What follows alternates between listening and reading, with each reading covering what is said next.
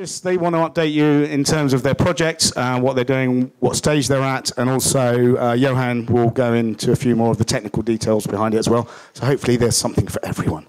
So without further ado, over to Jessi. Johann. Hi guys, everyone's standing, so we'll make this quick so you don't get tired. Who of you has heard of Provenance before? Provenance, the company. Ooh, that's quite a few. Great. Okay, I think it still stays interesting, so continue on this. So, we're a social venture, and we're here to solve a huge problem in society. We try to... there's still exploitation of like humans and nature basically all around the world in the things that are made for us. And this is often hidden behind complex supply chains, behind like the curtains of global trade. And we want to help you to like regain trust in the decisions that you make every day and the things that you use and the buying decisions that you make. That's our mission. And well, that's me. I have an IT background. I worked in IBM for a while. I went through a couple of startups. I was running a Bitcoin startup, 37 coins for the last 1.5 years. And I joined Provenance 2 months ago. And excited to be here. And Jessi, our CEO. Hi, I'm Jessi. I've got a background in engineering, electronic engineering. I started Provenance as a project while I was doing a PhD in computer science, which is on pause now. So yeah, Johann's one of the newer members of the team. But there's 10 of us. There's 10 of us on Slack. Let's put it that way. And we're based in Kentish Town. So yeah, we're going to talk today a little bit about the problem we're trying to solve at Provenance. And we're also going to talk a bit about what we think the solution is. It's our attempt at a solution. And then, yeah, Johann's going to talk quite a bit about how we're building it. So we're building it on Ethereum. We're going to talk a bit about the trials and tribulations of Ethereum and Solidity. And then, yeah, we're going to talk a bit about some of the challenges we're facing in general, and hopefully some of you out there are also building decentralized applications and have similar challenges, and what we're going to do in the future. So Provenance was started as a project mainly just because I wanted to know more about where things came from.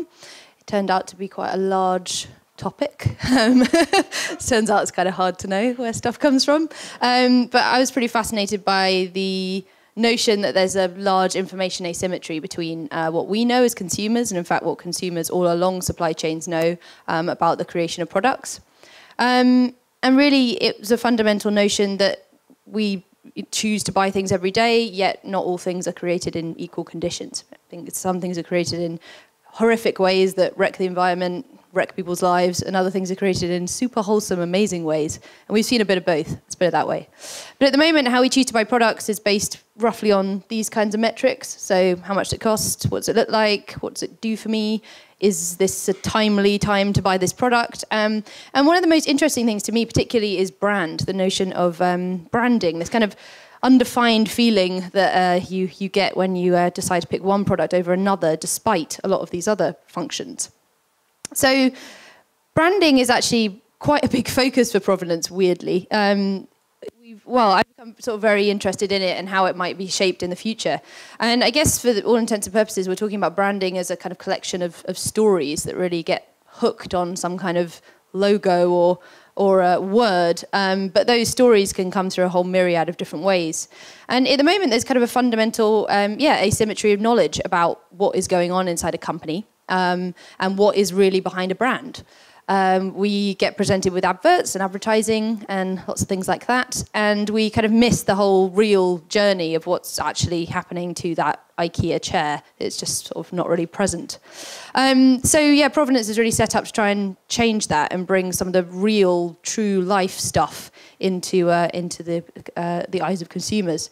So obviously, we're the first people to do that. There's lots of people that are trying to tell true stories about products, and there's lots of great efforts in terms of certification, proving something has been fairly paid, etc., etc.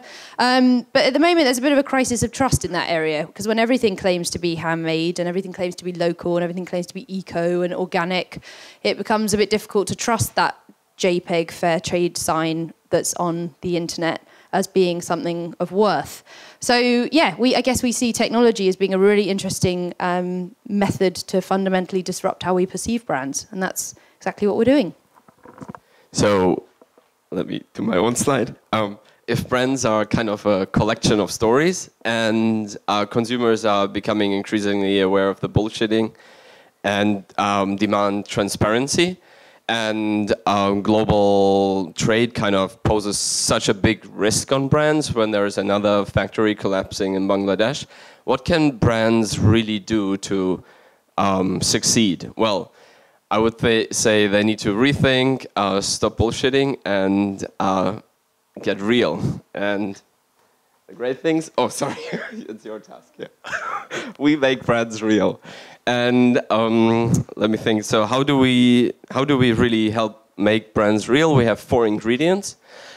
First ingredient, you need to gather information along the supply chain. So often the supply chain starts in emerging economies where information technology is not used yet, and that is the first challenge. Then this information needs to be presented in an accessible way. For consumers, that's something like a video. For data systems along supply chains, that's semantic data, so something that can be understood across the boundaries of systems and databases.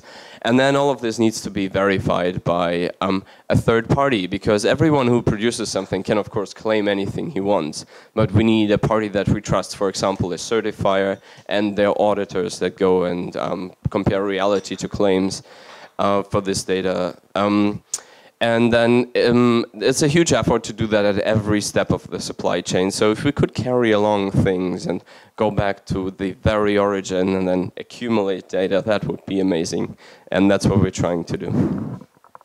So we started off as a platform for transparency, so a framework for product-making businesses to share information. So pretty simple, open data, classic. So you could gather information from your supply chain, pull it into Provenance into a nice format, and then you can serve it up inside any e-commerce site. So we've been building this. It's been going fairly well. We're deploying inside a store at the moment, which is kind of exciting. That store, all of their products come with open data information about the stories, the creation of the product, which are collaborative. So the information's come from all the way down the supply chain. But about a year ago, we realized that open data wasn't going to solve all of those 4 attributes. It was going to solve information. It was going to solve information in a decent format, because lots of people have done a lot of work in semantic web. But it wasn't really going to solve the trusted third-party thing that well, and it wasn't really going to solve carrying it down the chain in a secure way. Right, so open is kind of not enough, because you can have all that data, but when information and the products as well travel across the borders of like IT systems, and especially the borders of countries, then the information might still be there, but the trust in that information, because the IT governance changes, the trust is lost. So fundamentally, centralized systems would have to span globally and provide that data governance globally to be able to trust that data. And that, of course, cannot exist. Like, no one will finance that. There is conflicting opinions, or not opinions, like interests along supply chains and governments and so on. So we can't achieve that with centralized systems, but we can achieve that if we take those systems that are kind of silos along the way, so the manufacturers, the certifiers, and so on, they all collect data already. So if we can put that on a platform where, not the data itself, but verify the data on a platform that is shared amongst everyone, a global ledger, as you have heard so many times, then that verified data kind of creates a web of trust around all these data silos and data origins that exist there. And yeah, that is ultimately the goal that we want to get to. So how does this work in practice? So we work with certifiers, and currently the system for a certifier looks like the one on the left. So they have a database, it's siloed, it's on their Amazon Web Servers, and they can push that data occasionally to producers and manufacturers, but the consumer has to rely on the manufacturer to tell them the truth that they've got that organic certification. So we are putting all of those certification schemas into smart contracts, which then means they all exist on a blockchain, and therefore all of the information about all of the certifications is accessible to every single person in the system. So as a consumer, you can go in and see everyone who has got an organic certification, and hopefully a bit more information, like when it was issued and is it expired already? As can everyone along the supply chain. So you suddenly get this shared data system for finding out information about certifications in this case. So that's really what Provenance has evolved to be. We are an open data platform and we help take data in, but one of the main things we're trying to do is to help commit really important salient information about those products into the blockchain so that it can then have total transparency all along the chain. So that flimsy JPEG that once sat in a e-commerce site can have a full chain of custody behind it that helps support its audit. So how that looks in practice is a kind of mashup of open data being gathered along the chain and then very bits of salient information being embedded into the blockchain. So, for example, a certification can get carried along, much like Bitcoin get exchanged along the way, so the certification can be exchanged along the way. So it's kind of like an asset wallet with extra things. So yeah, this is how it looks for a fish. So yeah, I guess we believe that this can solve a lot of these 4 problems. So not only taking in information in accessible format, but also having that verified information trusted by a third party and having that contract cemented into the blockchain and to allow it to be traced all the way through the chain of custody, like a wallet. Cool. So I'm going to talk a bit about the stuff that we're building. In there, so I think the first question is Bitcoin blockchain, Ethereum blockchain. Why did you make choices that you made, basically? So what we can do with the Bitcoin blockchain, and we're doing that. So we're not just using one technology. We're using the technology that suits the purpose best. With the Bitcoin blockchain, we can issue tokens, and we can represent anything that kind of keeps the same state across along a supply chain, so we can really use the master coin scheme and track things. Of course, we can do more complicated things with the Bitcoin blockchain, but we really found a challenge that for the certifiers, we need to implement digital contracts very quick to represent their business logic that they want to have in auditing and verifying certain processes. So we need something where we can implement things very quickly. And we found that Ethereum gives us that. So Ethereum does not only allow us to quickly implement things, it also allows transaction states along the way. So like in the Bitcoin blockchain, when you have a transaction, it's either valid or invalid, and it's very difficult to model something that has, multiple steps until we kind of say this belongs to someone else now, or something has been achieved. And this is what we can do very simple. Stay on that one with Ethereum. So here's an example for a Solidity contract. That's one of the very first registration contracts that we've written, just where you register an account, basically. And I'll just take you through this really quickly. So you see there is 2 set functions, which are not constant, they are dynamic. So this is where we kind of can feed in data into the contract. And we have data structures that map things. So because the blockchain, of course, is very expensive, we don't actually store data on there.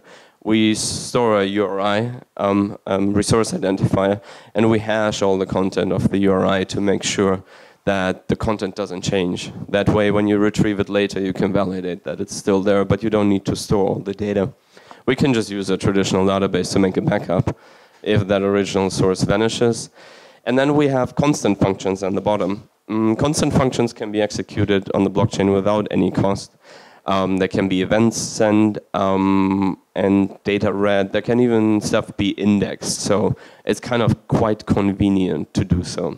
So this is a contract, and how do we actually build an app on top of that contract? How can we make something that people interact with? And it's surprisingly easy in using Ethereum. So this is a client-side app, an HTML5 app. And you see the business logic. It basically implements what we want to do. It contains, we use a library that's called web3.js by one of the Ethereum guys. And it's pretty amazing. It just needs a node, a network node, and it can bind to any of the functions that you've just seen in the contracts. So we just deploy the contracts in the Ethereum blockchain, and then we write logic on the client side to interact with those. and everything else is kind of handled as magic. Of course, we can read as much as we want, and we can get notifications and so on, but what do you do when you actually need to commit a transaction to the blockchain? That's kind of more difficult. So this is where we kind of build the other circle. You see it goes from conventional database, encrypted key pairs, wallet, and so on. So we want definitely the clients to manage the keys, but there's a challenge in that. So we kind of use a paper wallet standard to make a backup, so you can use the multiple instances on the app on different devices.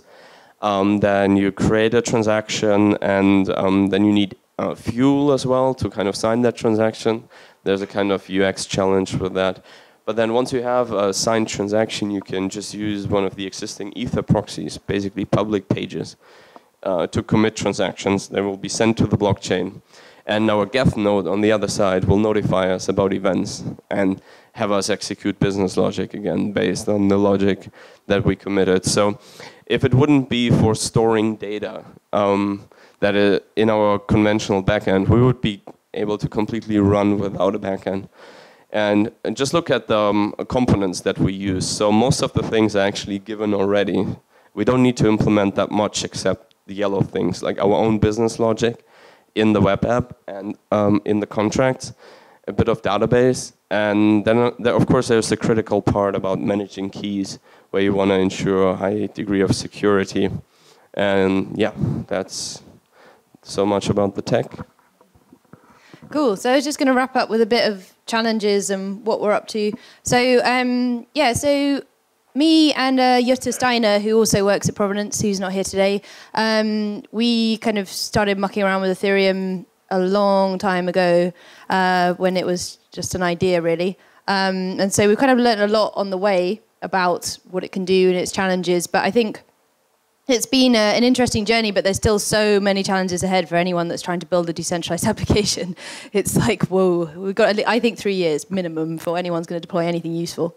So the biggest challenge, obviously, for a startup like us is just route to market. Like, it doesn't matter if you're building anything on a blockchain. Like, no one cares. They're just like, how does this work? Does it save me money? So, of course, that's our biggest challenge, is trying to convince people that this is a better system. And yeah, luckily we are seeing there's lots of gaps in the market, and we are able to compete on things like price. So that's good. Selling the advantages of a blockchain is pretty hard, particularly if no one's even heard of Bitcoin, or the only thing they have heard of Bitcoin was, oh, Mount Gox, that thing. So yeah, that's kind of tough. And you have to go on this really long journey with people to get them round to the fact that it could be used for something good. A UI design is a really interesting challenge. I haven't really seen that many decentralized applications other than wallets. Wallets kind of have an inherent kind of security trust thing about them. But what about when you're not transferring money? You're transferring an item. It becomes something totally different. And so it's kind of designing that UI and that user experience design so that it actually can show that you've got security and that the back end to this is not flimsy Amazon web server, which actually it really is. So yeah, that's it for us really. Few bits where you can get involved if you're interested. So we are keen to work with lots of people. Particularly, we've open sourced all our hardware initiatives. So we're only doing the software side, but of course we need to pair the software with the real world. We need to be able to connect the journey of this Aspel Suffolk cider to the actual bottle. But we aren't intending to reinvent the wheel there. We're just working with existing technologies. So we've kind of bought them all, and we're doing a research project, fully open source, that we're putting on GitHub and assessing how they can all connect and best methods to connect RFIDs to the blockchain, etc. So if you want to get involved, come and join us on GitHub, and or come and play around in our little tech factory that we've established for ourselves. Or yeah, let us know any progressive brands that you think might be interested to work with us, or really think that transparency could be a unique selling point for them. We're clearly working with the brands that are already pioneering social and environmental sustainability and helping them win. We're not trying to necessarily try and fight our way into the big guys who it might take a while. So yeah, smaller brands that are doing something cool already, and that might want to try some stuff out. We've already got a load of pilots lined up for next year, but the more the merrier when it comes to feedback. So yeah, thank you very much for having us, and any questions, just let us know. Cheers.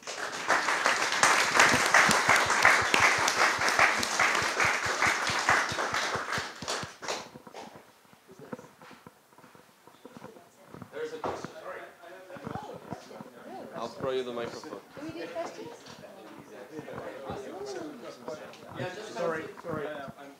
Just a quick question on the. Oh, sorry. No, go ahead. All right. So my first question is, I'm a bit wondering that so it's not one of your challenges to bridge this information asymmetry.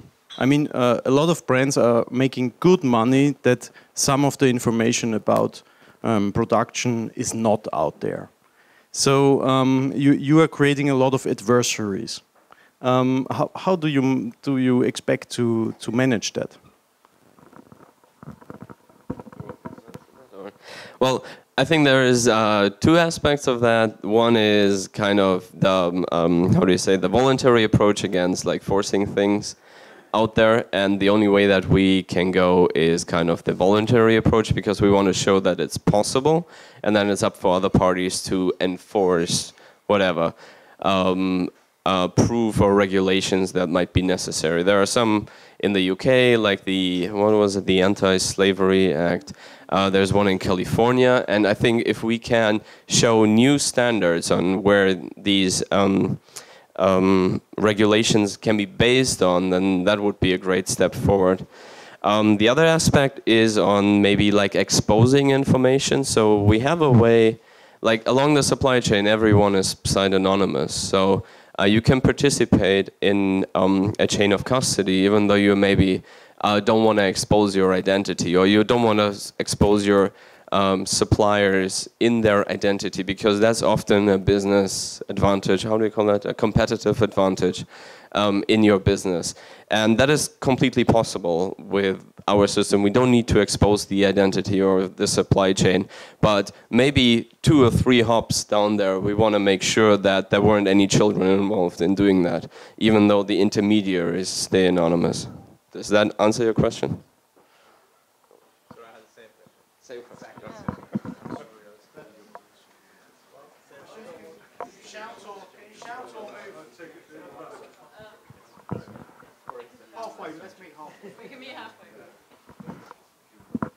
Hi. So it was a little bit hard for me to see the slides from the back, but I was wondering if you could say something about the choice of using Ethereum to build a platform on, and just a little bit about how it's going with decentralized applications at the moment. Okay.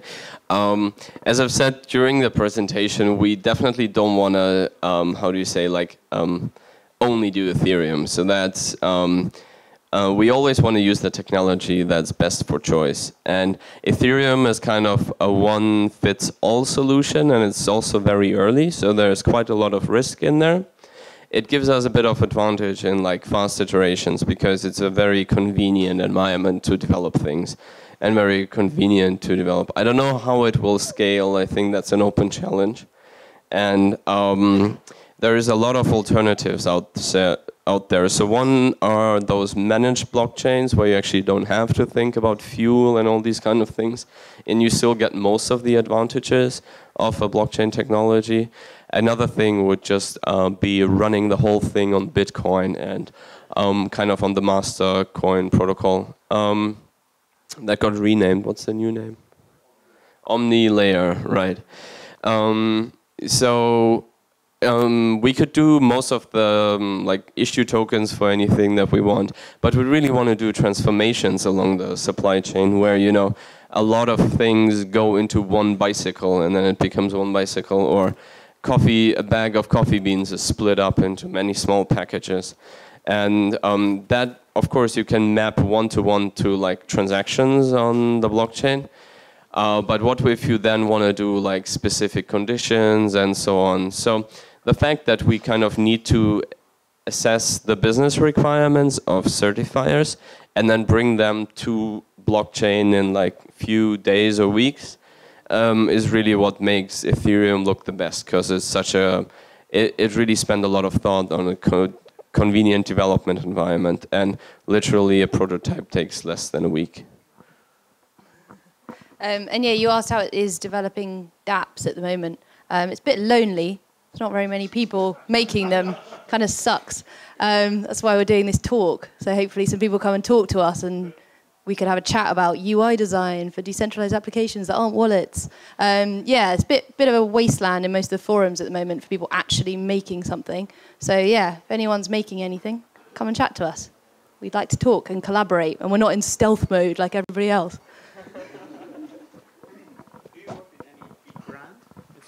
Do you work with any big brand? Do we work with any big brands?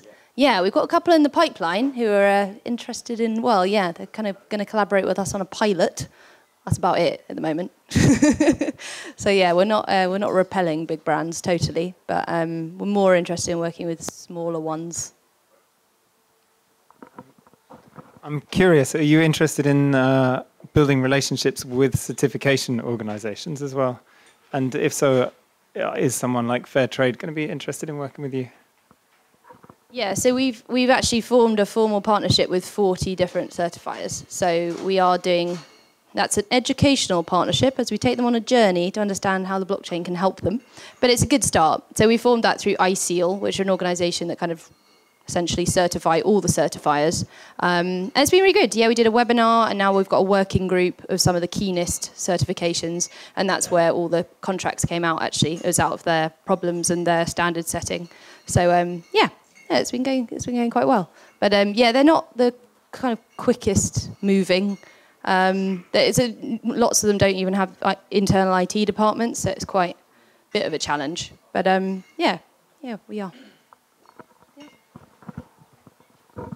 How do you establish the identity of actors within your ecosystem? Because it occurs to me that as a product manufacturer, I could quite easily just set up all of the identities of all of the bits of the supply chain myself and be in control of the keys and then just forge it and make it look proper. So who's the gatekeeper to the identities?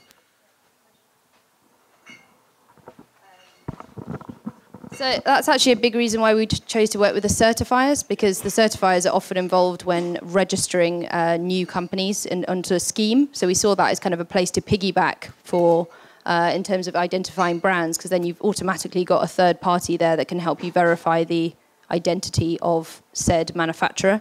So that's actually the main way we're combating it. But yeah, we've got to do a whole bunch of extra steps in terms of verifying identity. We're hoping to not do that. We're hoping somebody else is going to develop that on Ethereum better, and then we can hook it up, and so we don't have to do any KYC or anything. Yeah, but yeah, the kind of relationship with the certifiers helps us get that third-party verification to a certain degree already. Will they manage anonymity aspects of the supply chain? If you don't want to reveal who your factory is, yeah. In China, because your IP will just get stolen. Yeah. Well, yeah, we're totally experimenting with that at the moment. We're just trying to work out whose hands that should be in. Because obviously you can see who's one chain up from you and one who's one down, of course. But then should people be able to make themselves transparent along the whole chain, and who can control that? So, yeah, we're doing experiments. Could share them with you. If you've got any ideas, let us know. Can I ask a quick question? Just around tamper resistance in terms of packaging and shipping.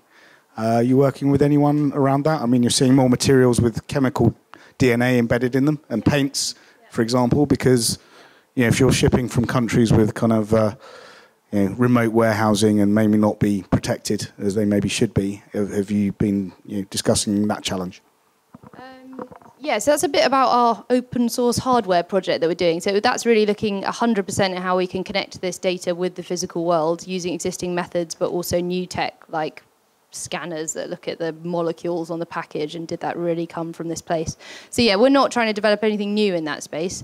So we're just trying to gather all the information about it online and then try and form some standards for how we should actually talk about those kinds of identifiers in a blockchain. Hoping to make that, yeah, so we've already kind of spoken to a couple of other startups that are looking at asset tracking on blockchains, and we're trying to see whether we can collaborate and work together and set some standards rather than try and do everything bespoke.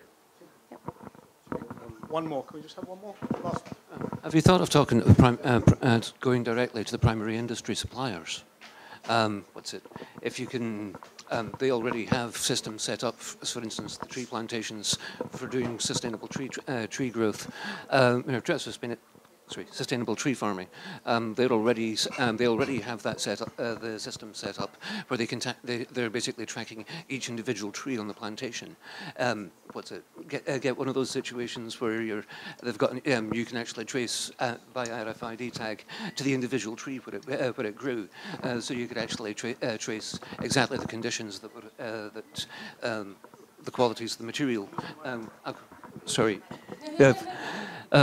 Sorry, but have you thought of trying to contact those guys directly? I mean, it's a big thing we're trying to do is just underlay existing systems. We're not trying to convert everyone to a new UI because we all know that inertia is a big thing. So yeah, no, we've had a couple of conversations with people with the FSC and people that are documenting forests, for example, and yeah, there's already some really cool tech. We're just trying to build a nice structure that can underlay that so that data can then be shared and made interoperable to lots of different systems that exist all along complicated wood supply chains. So yeah, we don't need to make a new UI or new RFID tags. Some of the tree plantations that are down by the east coast of France, they're basically they're mostly still using paper-based systems. Exactly. Well, the paper-based systems, we can create a new UI. But you should talk to me afterwards. I'll show you what we're doing. Cool. Okay, thank you. Thank you, everyone. Thank you for the questions. And most importantly, thank you, Jessi and Johann.